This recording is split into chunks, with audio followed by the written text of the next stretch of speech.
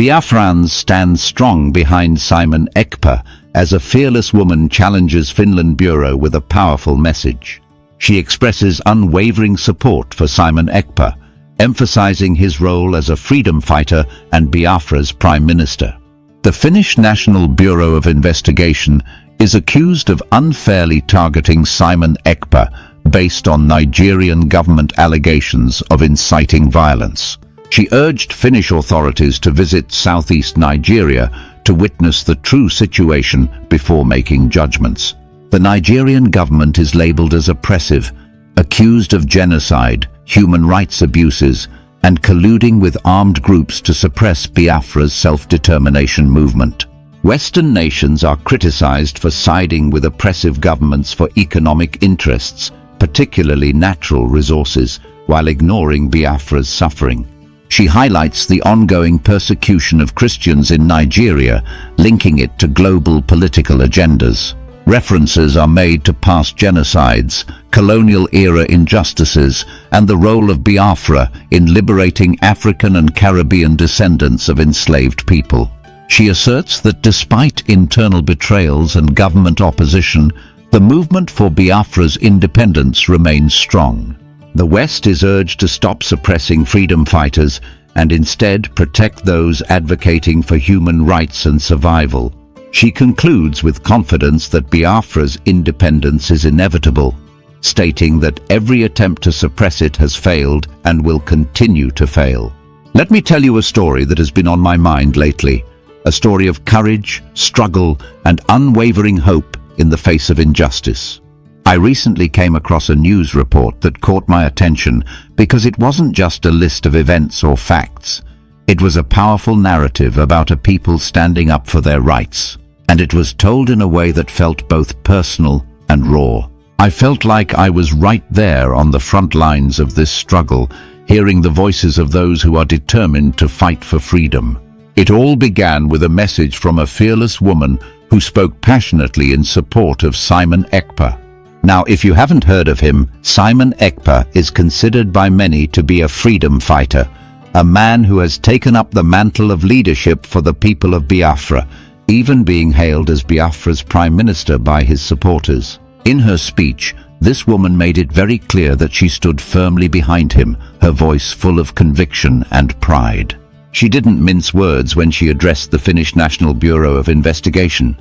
According to her, these investigators were unfairly targeting Simon Ekpa, accepting Nigerian government claims that he was inciting violence without bothering to look at what was really happening on the ground.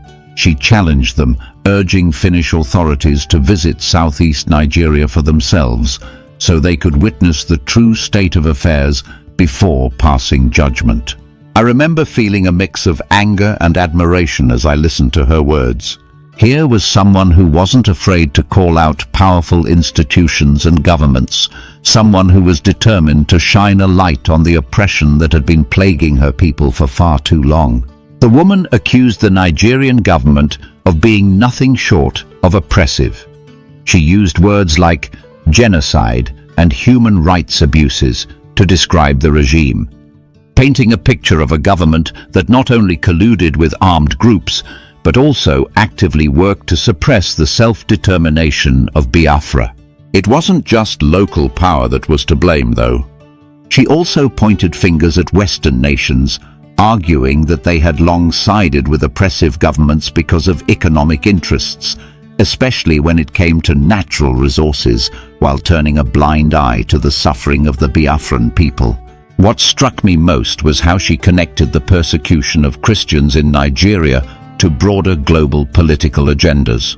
It was as if every act of injustice, every story of suffering, was part of a larger, intertwined narrative that had roots in past genocides, colonial-era injustices, and even in the historical struggles of African and Caribbean peoples who had once been enslaved.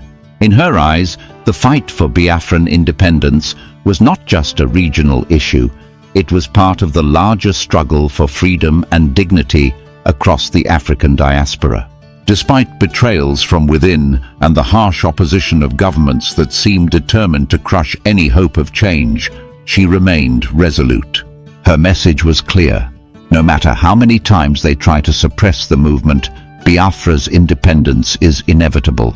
I remember her concluding with a tone of absolute confidence, a declaration that every attempt to silence or subdue the movement had failed and would continue to fail. That moment, listening to her speak, I felt as though I was witnessing a turning point, a moment when the oppressed were no longer willing to be quiet and accept injustice as their fate. But as I continued to follow the news, I noticed that the story was far from simple. The report then shifted to a more personal, almost conversational tone, a tone that felt as if it came straight from someone living through these events. I recall the speaker saying, "I do not know where they cut me off. I just saw the whole thing went blank on my screen." It was as if he was sharing his raw, unedited experience with us, and I couldn't help but be drawn into his narrative. He went on to describe how, whether or not they were fully supported by others, there was at least some action happening that many of their neighbors hadn't taken. He mentioned that people were gathering in a place they called GMA, and that, according to what he had seen, they were preparing to march to the capital. This wasn't just a symbolic act. It was a real demonstration of defiance, a sign that the people of Biafra were not going to let themselves be silenced or ignored any longer. Even the United Nations, an institution that had been present for so many years, had failed to bring about peace in the region. Instead, the same oppressive forces had managed to strip away the natural resources of the people, leaving them to suffer while those in power continued to profit. I found myself pausing to reflect on the gravity of his words. There were accusations about the theft of natural resources from eastern parts of the Democratic Republic of the Congo, claims that these so-called peace enforcers were nothing more than thieves in disguise. It was hard not to be moved by the vivid description of these events, a description that made it all too clear that the people were being robbed not only of their wealth, but also of their dignity and their future. The speaker's words then took on an almost prophetic quality as he talked about the coming of a new era, an era in which the wrongs inflicted on his people would be righted. He spoke of a destiny in which the Biafran movement would be the key to the freedom of every black man, every African, and even those of African descent scattered across the world in places like Jamaica, Grenada, and Guyana. I could almost see the lines of history converging, the struggles of the past echoing into the present, and a future in which the legacy of oppression would finally be overturned. There was a deep sense of unity in his words, a call for every person who had ever felt the sting of oppression to recognize that they were all part of a larger struggle. He mentioned that some of their own elders and political elites were being used against them, manipulated by forces that sought to silence their voices.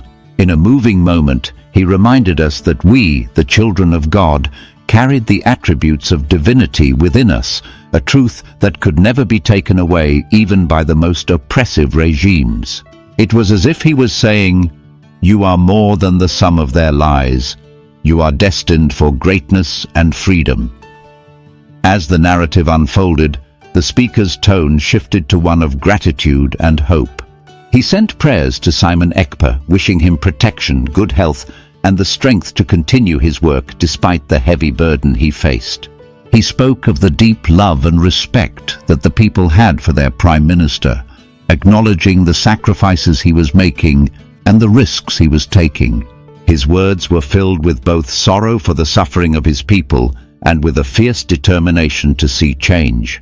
He also took a moment to express his gratitude to the Deputy Prime Minister, a man who was juggling so many responsibilities at once, holding the fort, keeping the momentum alive, and ensuring that the struggle continued even in the face of immense adversity. This gratitude wasn't just a formality, it was a heartfelt acknowledgement of the sacrifices being made by those who were fighting day in and day out for the survival of their people. There was also an undercurrent of distrust in his voice when he spoke about Finland. He admitted that he didn't trust them, and his reasons were grounded in history and experience. He recalled a previous incident involving a Liberian, someone he referred to as Sarona or Saron, who had been treated in a similar manner by the Finnish authorities. That memory had left a bitter taste in his mouth, and it made him even more skeptical of the current investigation. The Finnish National Bureau of Investigation, led by someone named Aor Hilton, had accused Simon Ekpa of inciting violence against civilians and public authorities, basing their claims on Nigerian government reports. But the speaker was quick to point out a glaring omission. This man, Aor Hilton, had never even set foot in southeast Nigeria. How could he possibly understand the reality on the ground without experiencing it firsthand?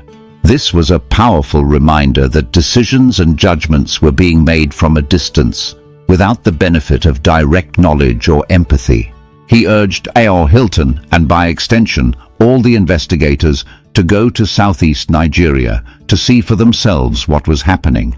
He stressed that if they spent even a few hours in the region, they would see that the situation was far more complex and dire than the reports suggested.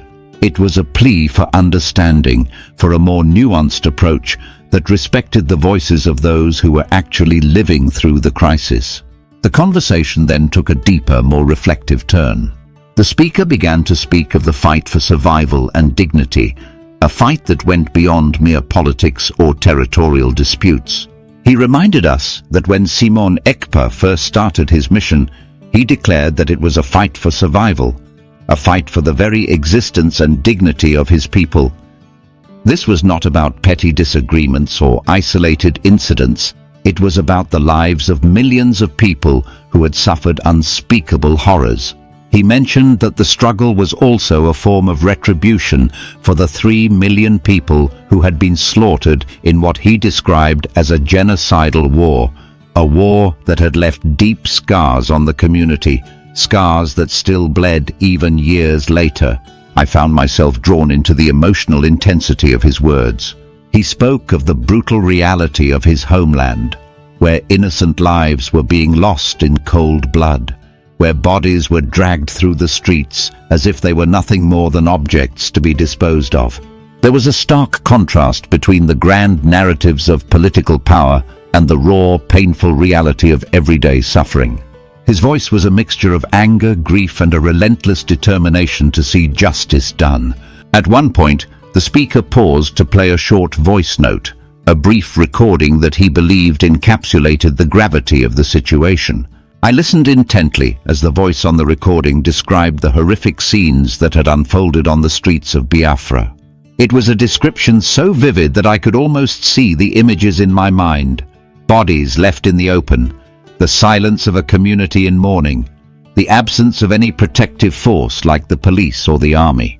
This wasn't a story from a distant land. It was happening right in the heart of Biafra, and the people were being abandoned by those who were supposed to protect them.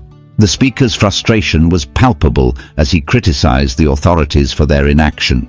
He pointed out that while natural resources like gas, gold, and even what he called liquid gold were being ruthlessly taken from the region, the lives of the people were being disregarded. This stark imbalance between wealth extraction and human suffering was not only unjust, it was morally reprehensible. He argued that the coming of a free Biafra would be the moment when these wrongs would be righted, when the history of oppression would finally be rewritten by the very people who had suffered under it for so long. There was also a moment when the speaker shared a deeply personal reflection about the nature of freedom and resistance.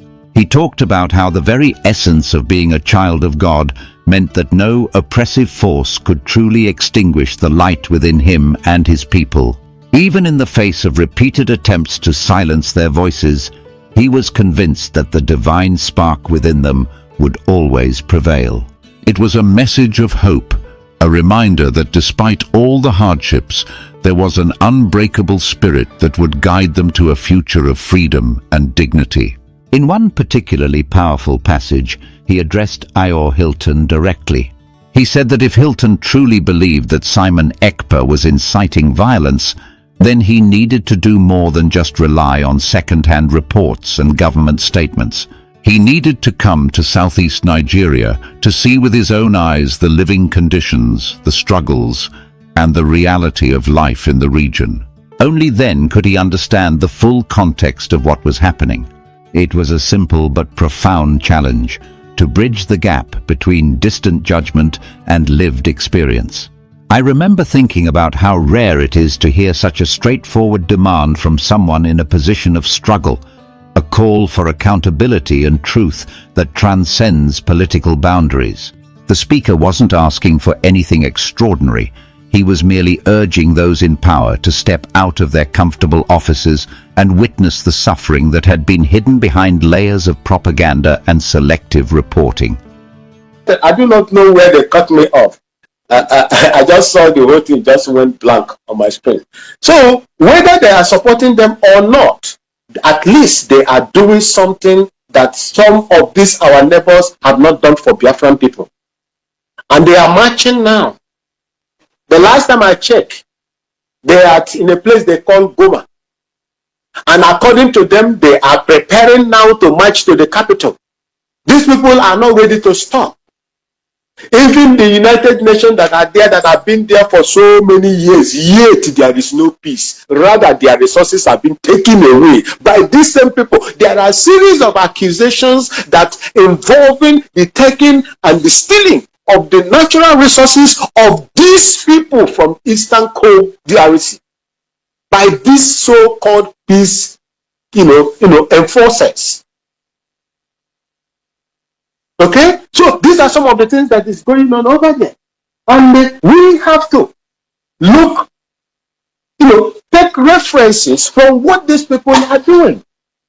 Yes, they have support. The Rwandan government is helping them.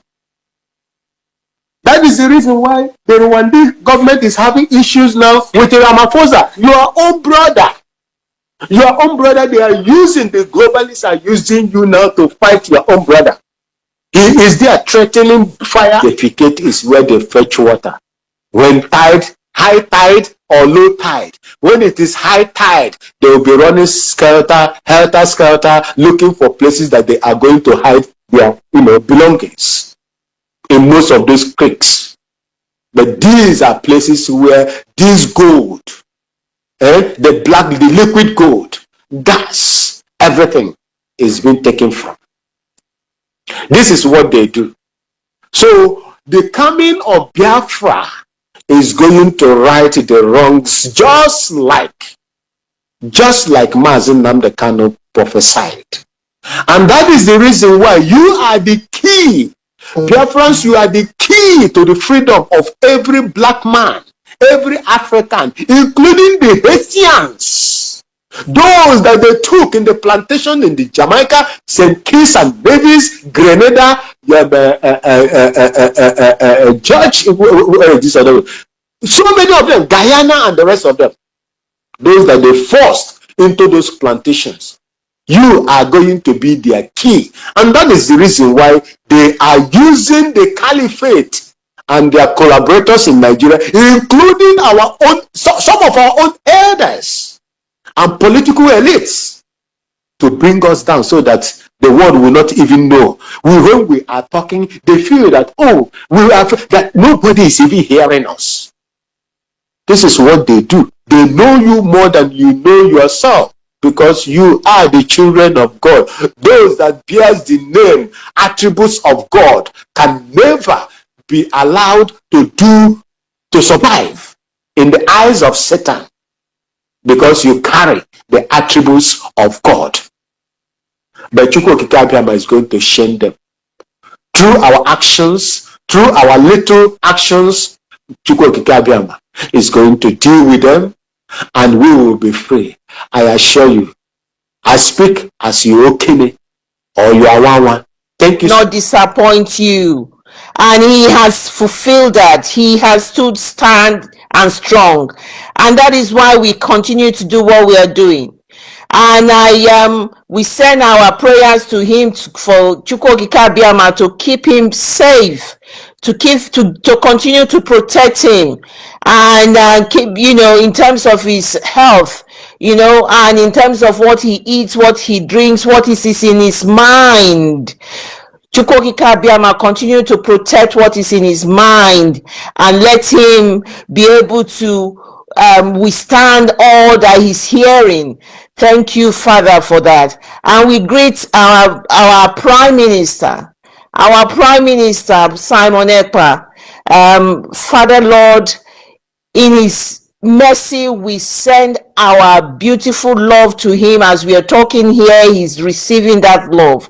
Father, Lord, whatever he says from his mouth in this predicament that the West has put him, that everybody who is against the freedom of Biafra has put him, Father, Lord, protect him, protect his family, his young son, and give Adam the belief that his father is fine and he's able to get on with what is happening, to the turmoil that they've brought to him in his life, that he's able to withstand it.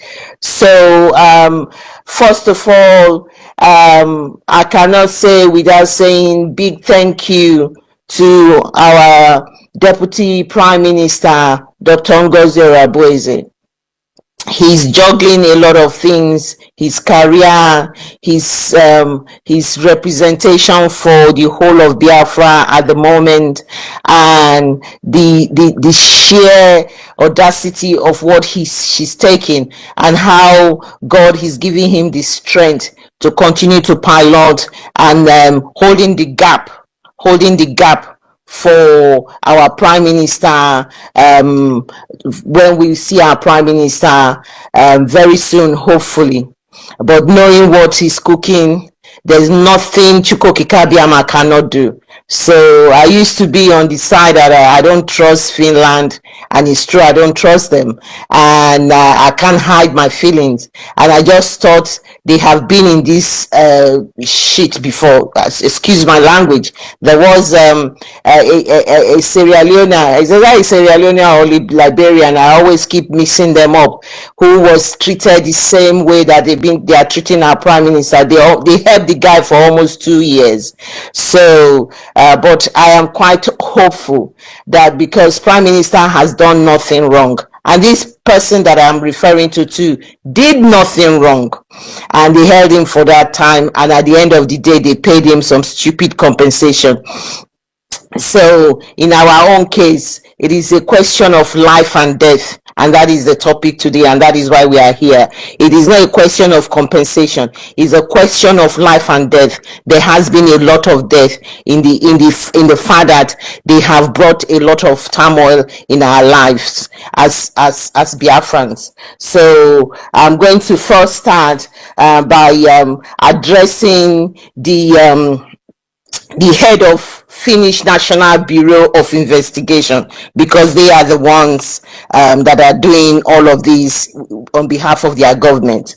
His name is Otto Hilton, who has actually made an utterances earlier on at the beginning of the hearing to say that he is accusing Ekpa of inciting violence against civilians and public authorities, and in the entire crime, in other crimes in southeast of Nigeria. This guy has never been into the southeast. I want to send a message to him. While you are doing this investigation, is either yourself or one of your department member or one of your members needs to visit this southeast that you are talking about. This judgment that you're making, this investigation you're making, you must make sure you visit this southeast. Because you can then begin to understand what you are trying to make decisions on and trying to investigate on. That is my advice, because I know they have some of their agents that listen to us, because they cannot in abstract make all this investigation and take the words of government that are being ruthless, that have been the killer of their people, that are notorious in killing Christians. Take the words of government that are notorious in killing Christians, and take those words against the words of a freedom fighter, a freedom fighter who is the prime minister of a country now, who wants the survival of its people. When Simon Ekpa started all of this, he said it is a fight for survival, and we can now testify to it. That is why we are on this topic today. It is a fight for survival. It is a fight for dignity, the annihilation of our people. This is what we are fighting for. The revenge of 3 million people that were slaughtered in cold blood during the genocidal war. There is so many reasons. That is why we are here, and that is what we are saying. So that message is absolutely sent to Otto Hilton, which is the head of National Bureau. You must send an investigator, or you go yourself. Because your utterances is that he is committing crime in the southeast. You must go to that southeast and witness what does the southeast looks like. You don't go there for hours. You stay there and find out and see how they live and see how dead bodies have been dragged on the roads of Biafra. So you need to go there so you can understand better all the allegations, the frivolous allegation, the defeated ragtag army of the Nigerian country called the zoo, the defeated government of the Nigerian government of the country they call the zoo, that was defeated, that is being splitted. We have broken the country into different halves. Indigenous people are going to live in droves. We started it. 29th of November 2024 is the D-Day. We have split these people into half, and they cannot take it anymore. They come up with all of these things using our own people to create all this havoc and all these lies that you get. So that is a message. And before I go further, I would like you to permit me, the host, to play. First, I want to play some very short voice because it's relating to what my submission is. First, there is this human rights. Where do I start? Let me first start from the words of the former chief of staff, chief of army, just like the position of Christopher Musa, what he said that we needed to do, and that was what happened to our people that were slaughtered even in the churches. I hope Anthony Blinken is very happy of himself today while we are talking, because he removed Nigeria from the persecution of Christians and all the people that were slaughtered in Ebonyi, in their church and everything. We know all of that. Even as we are talking, there are people who were even killed in Yoruba land again in their churches as well. So it's just a killing spree.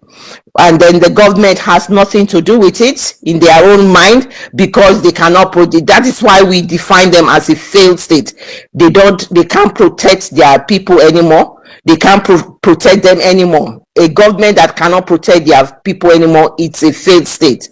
And that is why every indigenous people must leave that contraption, according to this man. Please listen to this. At ethnic cleansing in this state, and of course in all the riverine states of Nigeria. We must resist it. We must stop it. Every one of us must rise up. The armed forces are not neutral. Thank you. They collude. They collude. They collude with the armed bandits that kill people, kill Nigerians. They facilitate their movements. They cover them. If you are depending on the armed forces to stop the killings, you will all die one by one. Thank you so much.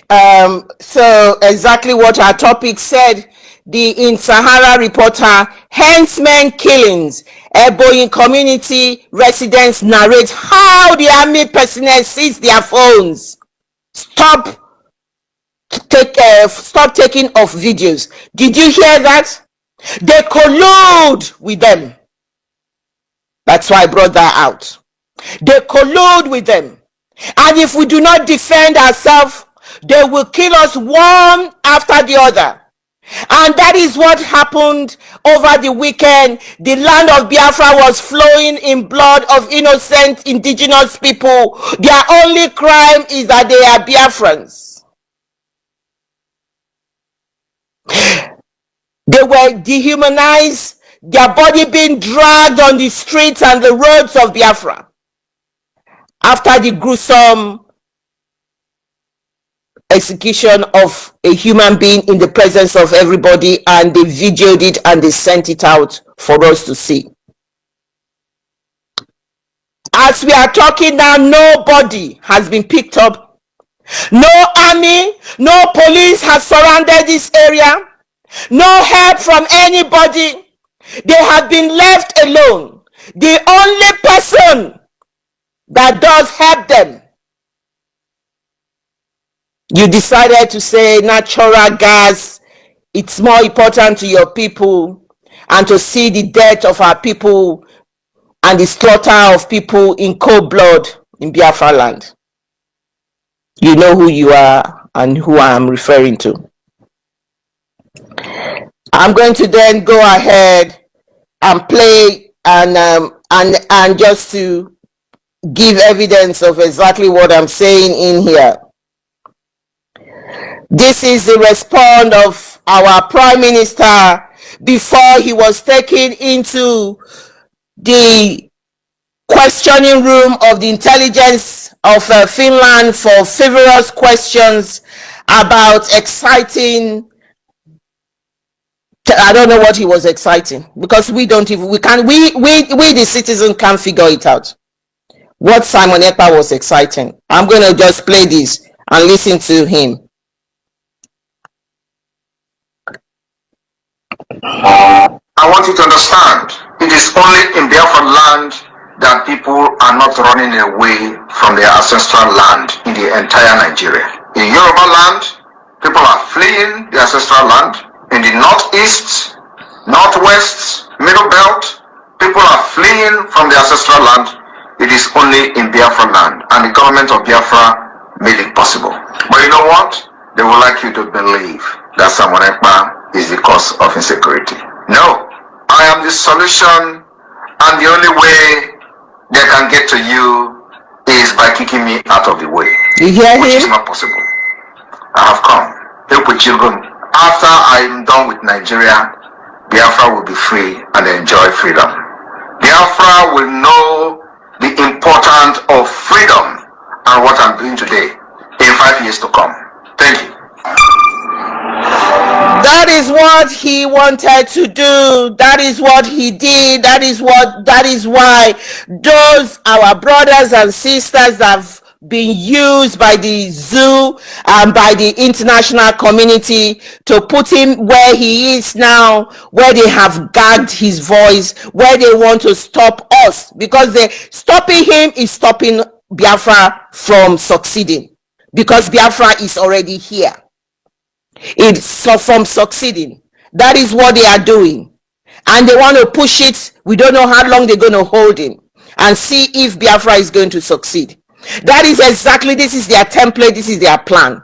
And so because of that, it is stopping him, and that is why you are seeing what is happening. But we know exactly they have used people internally. That is why Ogenkere, the first thing he first did was to destabilize the existing Biafra Liberation Army and Defense Forces that we had on ground, brought in a stupid reason which a lot of people fell into, took over the account, split the money, the finances, try to make our account sound as if it was a Fulani account or Muslim account. They were attacking our finances, they were attacking our military, and they then decided to attack our personality in terms of attacking our deputy prime minister, Dr. Ngozi Okonjo-Iweal's herself. So those were the plan, just all to destabilize us, and in the process they'll see how much damage that can happen, and that coward which is Ragtag Army, how much damage he can do to stop Biafra. But what the Fulani Caliphate does not understand is that every step they take, they always fail. Always fail. I can't understand these idiots. They always fail. They fail with Mazi Nnamdi Kanu because he's kidnapping from Kenya, which is a crime against Mazi Nnamdi Kanu. And that is why the appeal court said he can never be tried in any court in Nigeria because Nigeria committed crime against him. They failed on that. Simon Ekpa, the prime minister, made the kidnapping very useless. And all money they have spent, he completely trashed them and threw them in the history of a Biafra trash can. He made it useless. They always fail. The same thing they will do. They have kissed the dust on this one. They have failed on this one again. Same thing they are doing with Simon Ekpa now. The same thing they are doing with Simon Ekpa, and they have met the Iron Lady because they will continue to fail. Because this is the time for Biafra, and nobody is going to stop it. And what the West must not continue to do is to continue to accept the narrative of failed countries that have history and record of genocide against their people, countries that have actually is brutal and have human rights abuses record against their people, and take their words willingly against the people, indigenous people who are fighting for the survival of their lives. The West needs to stop it. It is not cool in the 21st century. We know everybody needs resources, everybody needs money to survive. But it is no more acceptable for the West to carry on this line of defense of willingly suppressing freedom fighters who are fighting for their survival. They need to stop it. It just irritates me. And they want me to feel a lesser person. I am not going to accept that. I am not lesser than any of my Caucasian counterparts. I don't do it. Irregardless that I might be in their country, I don't speak like them, I don't have their behavior, but I'm not a lesser person. They need to realize that. The other day we were told Czechoslovakia and one other country had pronounced their restoration and they pronounced their independence in Washington. They did it. None of their leaders were taken behind and locked up in perpetuality. What is happening? And our people are being slaughtered every day in cold blood. And nobody is talking.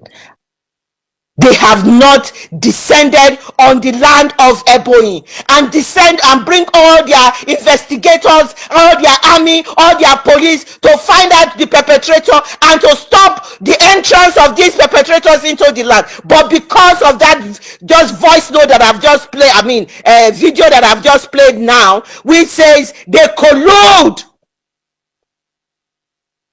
And that is the reason why. Because in a normal sane country, you will see everywhere being investigation going on. That is what they did in Finland. They got a report, they are doing investigation. You ask the head of the criminal whatever in Finland, this author man, investigation is going. Ask him whether investigation is going on from the slaughtering of our people in cold blood. It does not happen.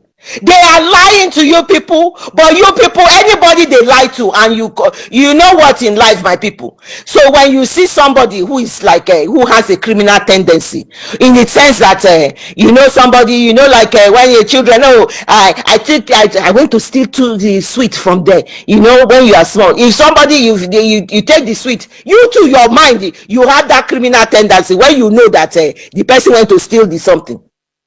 Because you know quite all right that the lies from the Abuja, it's all lies, but you are going ahead with it.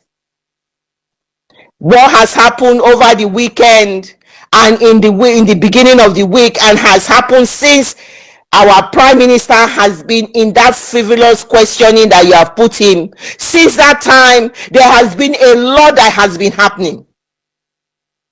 And that is the reason why we are saying that what you are doing, it is unacceptable. It is not only wrong. We, the United States of Biafra citizens, the indigenous people of Biafra, we are saying to every single person that is involved in the holding of our leader and the holding of our prime minister, that it is wrong and we will not accept it. It is unacceptable. Because you have the likes of, I'm going to just play this, just one more from, this is somebody from Human Rights who is saying that it's about time that they need to start defending people like Simon Ekpa. He didn't mention his name, but people who fight for the rights of other people, people who fight for the survival of their people, and who bring their lives out to fight for them. It is about time the West must defend them. They must not be left to die. And here is the voice of Wilton Park, who is a human rights activist, talking about what needs to be done. Play a crucial role in promoting human rights, ensuring justice, and supporting sustainable development. Yet, they face many obstacles such as harassment and violence. That's it. Human rights defenders stand up for the rights of others, and this is why it's so important that we do protect them and their families as well. In 2022 alone, more than 400 human rights defenders were killed. I think it's important to walk the talk with a view to protecting and supporting human rights defenders, and this is what we are trying to do together with Switzerland as well as with Wilton Park. We wish to raise awareness, find solutions, and strengthen early warning mechanisms. Another crucial point is to link the work of the human rights defenders to the sustainable Simon is a human rights defender. This is really key, and it's in the spirit of leaving no one behind that all the UN member states have agreed to. We need to listen, we need to act, we need to monitor and report. We need to lead by example. Together, we need to stand behind of those who speak up. Thank you, Biafrans. We need to stand up and defend those who speak up. That is what our leaders, Simon Ekpa and Mazi Nnamdi Kanu, are doing.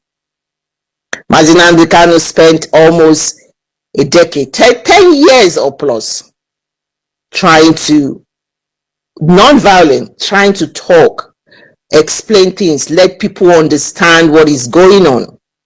As he was trying to use his microphone to teach, to explain to we Biafrans, and it wasn't only Biafrans. That was when the Yoruba nation picked up very strongly as well. The people from other countries of the world, he was able to impact a lot of changes. And who knows how much impact he has done in places like Niger, Mali, and all of that. He did that. Those are human rights fighters that the West that sign treaties and all of this garbage they sign, they leave them to rot because of self-interest.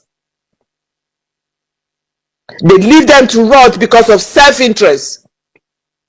The likes of Mazi Nnamdi Kanu that impacted a lot of people. He has dual nationality. a British citizen, and a Biafran citizen. Today,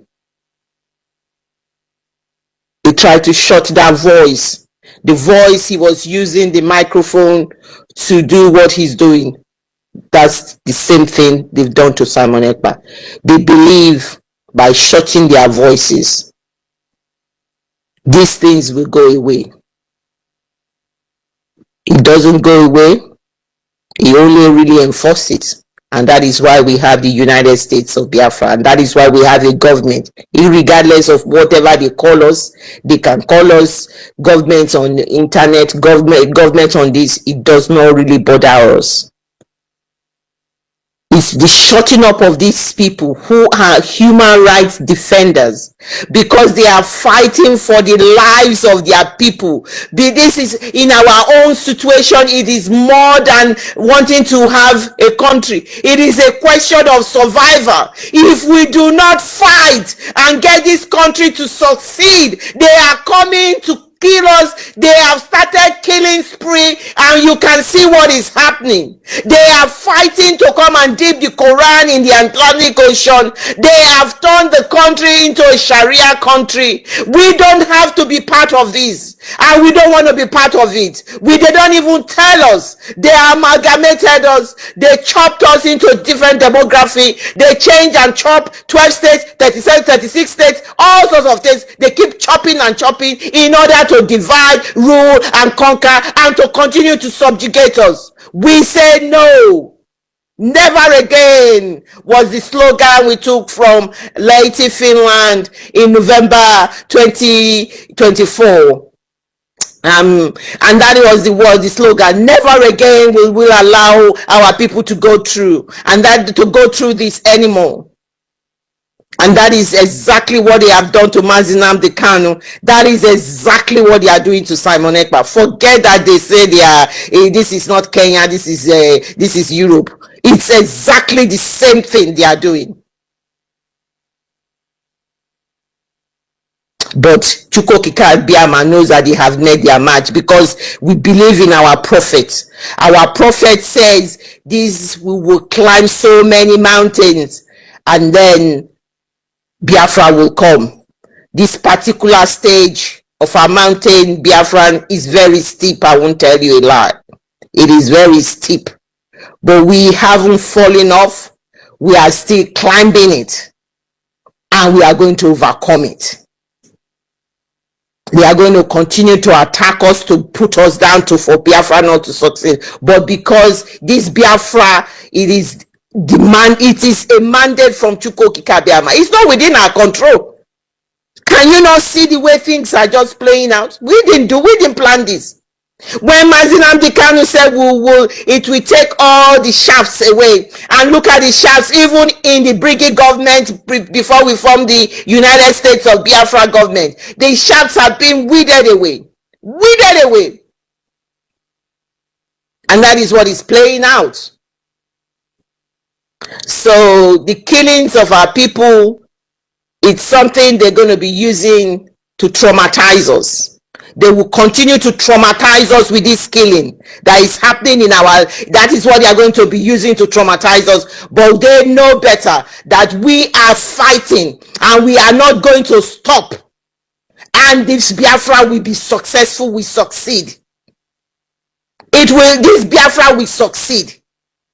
No amount of trauma that they send to us. If they like it, they bring human being on the streets of Biafra. Start chopping it up like chicken. This trauma will not kill us. It will not stop us. It is going to just make us stronger. And we want to use this. I'm using this particular thing to send my condolences, my pain, and everything to the family members of these innocent people that have been slaughtered in cold blood for just being Biafrans. That is the only truth. There is nothing more than that. And they know. That's the disquiet. They all keep quiet. They say nothing. Everybody is being gagged. Do not mention the word Biafra. They are very scared of that word. When they mention it, they come out in cold sweat. You see them sweating. Whenever they mention it, they are all very scared. They are still doing meetings behind closed door. Europe is now the one representing them. I did say the other day, a couple of weeks ago, that I won't be surprised that Europe is going to bring a law so that they can gag Simon Ekpa better. Now Finland is checking out. They are working through Europe. Europe is now bringing a law the social media law about what you can say, what you cannot say. I hope they will play it like Nigeria. Maybe they want to backdate it. They want to quickly run, and that is why Nigeria quickly prescription of IPOB. This prescription, I don't know who they are talking to, because we are United States of Biafra. What they have done is that case was in court. This when you take cases to this type of court that they took the case, it takes a long. Imagine the time before they even put hear our appeal. The one Aloy Ejimako, they won the appeal and all of that. That they cannot prescribe indigenous people of Biafra. Now they went to appeal, and now they've now come back that they can prescribe them. This is all part of what Europe is trying to bring, and about their gagging and all of it. They are trying to find a legal way to maneuver what they want to do to our prime minister. They have failed. It won't work. They are doing all sorts of things we don't even know. We are just ordinary citizens. We are just using our common. We don't know what is going on. But all of this maneuvering I'm seeing quickly went to prescribe again. Then Europe is making their own this thing. And then Finland is sitting down quietly. They are supposed to give the report in May. But the fact that they are supposed to give the report in May does not mean you hold that person till that May. You are supposed to give a report in May whether you are going to go for trial. But you are still holding that person, because I don't even know what Simon Ekpa has done. That he didn't cause the First World War. That you want to get information. I don't know the information. I have advised this author man to get his team down to Biafra land. That he's claiming that he's exciting this thing. He should get the team and go there. He should not go there for 1 hour. He should try and spend 1 week, and then he will know whatever he has to see. He will see it. He should go there. They bring all of this frivolous law. They are like a gangster, and they call themselves countries. They are like gangsters. When they go into it, they don't know how to step back. They go deeper and deeper and deeper. As Simon is winning them, they are bringing in more things, because I can't understand what it is that they are investigating. Please, my sister, can I just interrupt? Please, just hear me out, please. Thank you very much. Anyway, I can hear you. I'm just wait. Yeah. I'm hearing you as if you are saying exciting. I don't know the definition of exciting. Inciting. Thank you very much. That's all I wanted to correct. Because I'm hearing exciting. Thank you very much. It's inciting. That's all. It's inciting. All right, I've done anyway, so you guys can go ahead. Thank you very much.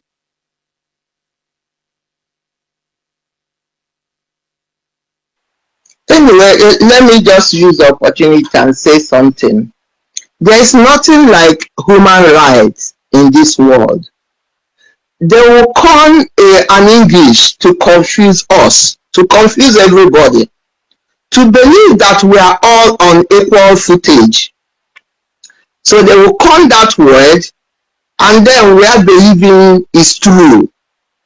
It's never true and has never been true. The only way they will leave some people talking is when they look at who is talking, capacity of the person talking, what they talk, what is the effect of that talk, or what they think it will lead. When they look at you and see that your capability is low, they will just ignore you. But when they look and see that you are gaining more, that you are gaining more, people are being interested in what you are saying, or that what you are doing will have effect on them, that's when they react. So those people, they are killing because of human rights issue. It's because they've seen that that person is making a headway. So as soon as you are making a headway, then you are going into their trap. But when you are not making a headway, they just leave you there to be talking. There's nothing like human rights law. I've taken my case from Britain to European Court of Human Rights. What do? They will hold the case. After a few months, they tell you that, oh, you didn't sign the paper. I have 6 months to take case to Human Rights Court. I took it by 4 months. What did they tell me? It's out of time. 4 months and 6 months, which one is longer? So there's nothing like human rights. They just made you to believe or to think there is something called human rights. It doesn't exist. It just exists in our own thinking, in our reading. But when it comes to practical, it doesn't exist. Thank you very much. Sharia law, no Sharia law. And they are talking about it like it's new. Didn't they kill Deborah? Which year did they kill Deborah? Okay, let's say that the time they killed the Igbo person is that one that Biafra first son has talked about, and other people here have talked about. That one, I didn't even know about it. Maybe I wasn't born, or maybe I was too young to know about it. It didn't happen in my time that I can say, yes, I know the day I heard it. Deborah, I saw it. Was it long gone? That's that thing. That is the spirit we don't want in Biafra land, whereby they will use you to kill your own person because of money, whereby you yourself will be perpetrating evil against your brother and sister, or you see evil happening to your brothers and sister, you just do like it doesn't concern you. You want to be Odogu in the blood of your brothers and sister. You want to be Odogu in the suffering of your brothers and sisters. Ndi Bobai, what do you want to do with this money? What do you want? I'm talking to our Fulefu, the politicians, the elders, the obese, the governors. After this, what? Remember, you people too have children, no? That's why they say, Ebeka Otologidi. Remember, something will happen to you too. That governor had the audacity, because that's what they've been doing. That's what he signed for. This cleansing yebido. Because it's still the same our people, even though I had Claire reading what he said, we have to let Finland know that they are lying, and Finland, they are not innocent. Remember what that our I forgot his name now spoke. This is not the time of rich ignorant. That useless persecutor, what is he persecuting? Inciting. Was he blind and deaf when he didn't hear about what is going on in Benue? Me, I'm not even here to mimic word. They are all bastards, and all this thing, gas, is all for their own self-interest. Let them know this gas and whatever they think Nigeria will give them, they are the most stupid people I've ever seen. Because Nigeria does not own that gas in paper. But that gas is in the land of my forefathers. You kill all of us, Abi, to get to it. East and North Africa, you will kill all of us to get to it, right? France, Europe, UK, Western world, you will kill all of us to get to it. This is the 21st century. I think one of your ministers in France said that no, there's one I was watching, is to their own benefit. Let's stop talking we want the world to know. No what? It's to their benefit that we are killed. Don't know how many times we will say it. We have to defend and fight ourselves. It's to their own benefit that we are killed. That boy they are dragging on this. Would they sit down? Will Finland sit down and let terrorists come and be killing their children? The gun that they are using, where are they getting it from? Do you have a gun manufacturing? Does Nigeria have a gun manufacturing company? Is it not from the West? And you want the West to know? Nah. The person that killed your father can never be your friend, though. I know we say let's let the world know. Let which world know? Let's go and fight ourselves out of this entrapment. That's what we are going to do as a nation. Anybody who wants to liaison with us will liaison, and it will be of mutual interest. Look at the trade war going on. China is doing their own. You think that all those roads, China came with a different kind of colonization. England has been taking. Now China came building road, building bridges, and an American will be telling you, hey, did you see what China is doing? Tell that person, what have you, your own people, what has been your policy to Africans? Trump should remove all the aid. I support that. Some of us, we think because we are abroad, we have house, we have this. Oh, if things get bad, I'll just run to UK. Okay, keep running away, because that place you're running to is not people that made it so. All of you have house abroad, America. You have your private jet. You're living big. You come and do one small thing for your people. That is how we will continue. Is that how we will continue? For things that rightfully belong to us, that we can use it as a bargaining tool to gain respect. Let me all of them know now, all these your children, no matter where you take them to, they will still not be respected. When time comes, they will show them. I hope that time it will not be too late for all of you.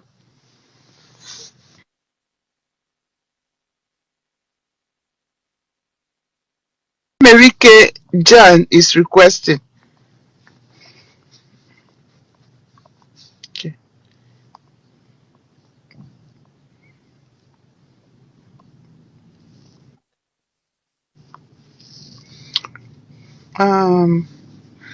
Biafra First Love. Okay, Merike is trying to join, so I will let them. Yeah. I will let you guys continue. Yeah, Gideon Odiambo. You can speak, sir. Yeah, it's me. I've already spoken. Sorry, my alarm is off. Oh, okay. Sorry, ma. Yeah, Thank you. thank you. Okay, America. Mazi. Must be Mazi. All right. America, please speak to Biafra. Thank you. You can open your mic. America.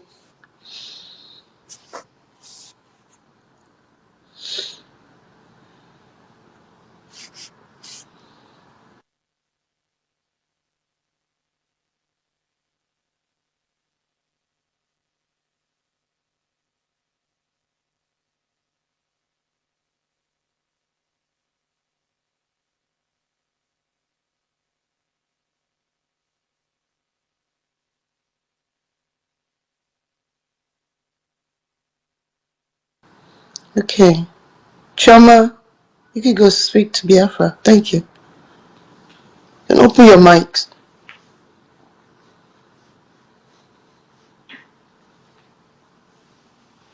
Choma, are you there? Yes, my darling. Yes, I can speak. Oh, okay. Good afternoon. Good afternoon, man. Good afternoon, my darling people. All protocol duly observed. I have been listening quietly, but my heart is bleeding. I'm telling you. But the thing that we saw during the war is what is happening again now. And the world is just keeping quiet as if they don't know what is happening.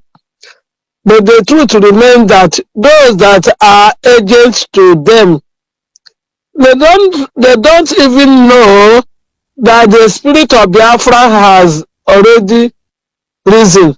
They don't know what is happening. When they come out, because the law of karma, they don't know. They can't escape it. Because I listened to Adade Orama yesterday, very late in the night. I was still listening. What this man, Ogenkere, finance minister, all the rubbish. There is a man, the deputy defense. We call him Onye Army, a soldier. The man was asking him, do you know that Ogenkere did not allow this man? He was not talking, and at the end of the day, he ran away. They know what they are doing, because they, in that program. They have already promised that even if we bring our soldiers, they are going to kill them.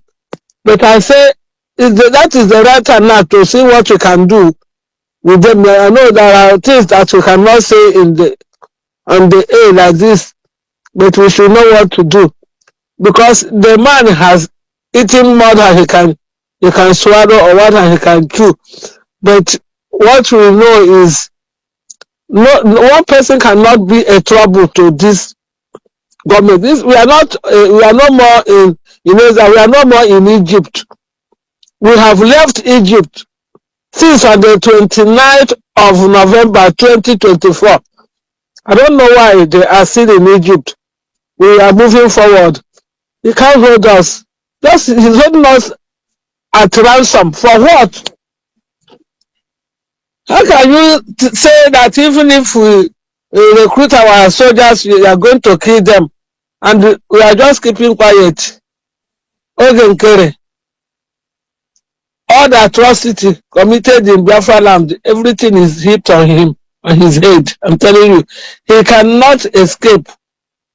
And the one that is giving him support is the one that is breaking egg, the native pastor that is breaking egg all over the place. All the people he caused, they are still alive. None of them died, because the Most High God is in charge of Biafra. It is only, no power can battle with the Lord. Nobody can battle with the Lord. Thank you, Jesus. Nobody can battle with the Lord Most High God. So whatever they are doing, everything is going to be in vain. Because the army was telling him, it's better you redress your step. Because when our prime minister comes out, don't start begging. We are telling you now. Even the voice message is sent to Butuzo. Everything was played yesterday night. So all of them know what they are doing, because they collected money. He said our DPN did not allow him. He was saying as if the fundraising is my fundraising. So he is not the fundraising, according to the way he said it in Igbo language. So he stopped my fundraising after the declaration. Can you believe that? So which means the money we are contributing through is his own. Is the owner of Biafra. This is the end of our news update. Please click the icon on the top right corner of your screen to watch my next video. You will enjoy it. I will see you again in my next update. Enjoy the rest of your day. Goodbye for now.